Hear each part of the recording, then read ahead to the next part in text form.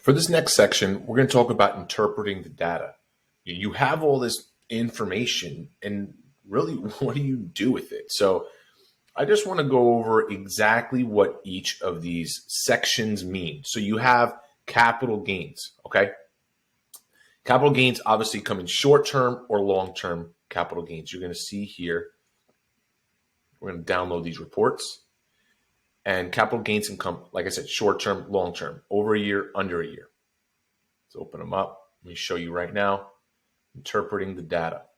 So here you have, this is called a Schedule D gains and losses. Any CPA, when you give them this, will know what to do. This is what you file when you buy and sell stocks. This is exactly that. So the top part is short-term capital gains. The bottom part is long-term. Since there's no long-term, it's empty. See the 0, 0, 0. Any CPA is just going to put in this number, 82,000 in proceeds, 60,000 in cost basis, 21,000 in a net gain.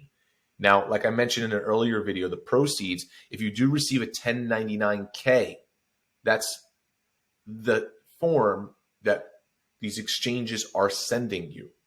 Crypto.com, Coinbase, Voyager, I've been seeing them now more than ever.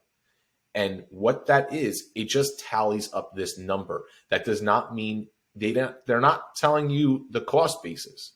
Because if they tell you the cost basis, they're going to give you a whole breakdown. They're just doing the proceeds. So the government will know how much you've sold, but they don't know how much you've made.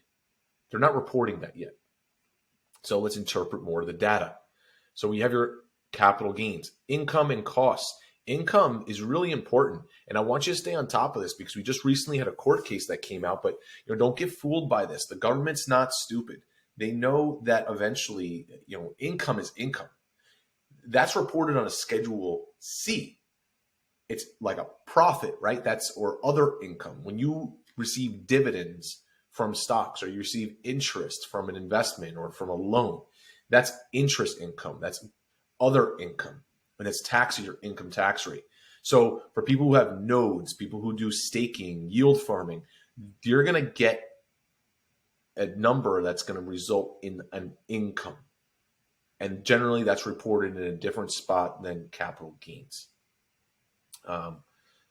What else to do with the data? You're going to have a dashboard here. This dashboard is really important because it's going to tell you how much your total value of your portfolio is, the cost basis, and the unrealized gains. Unrealized gains are gains that you're sitting on but have not sold yet. So what's really cool about these crypto tax softwares is that it breaks down exactly your investments and where you're up and where you're down.